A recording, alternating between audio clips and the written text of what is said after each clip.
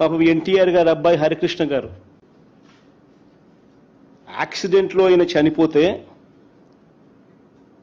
పరామర్శ కోసం అని చెప్పి పోయి చంద్రబాబు నాయుడు గారు పోయి కేటీఆర్తో పొత్తులపై చంద్రబాబు మాట్లాడారు శవాన్ని పెట్టుకొని.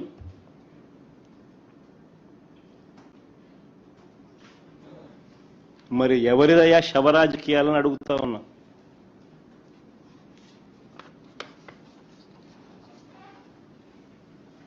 అంతేకాదు సొంత కూతుర్నిచ్చి రాజకీయ జీవితాన్ని ఇచ్చిన సొంత మామ తండ్రితో సమానమైన ఎన్టీఆర్ గారిని వెన్నుపోటు పొడిచి సీఎం కుర్చీని, ఆయన పార్టీని, ఆయన గుర్తును లాక్కుని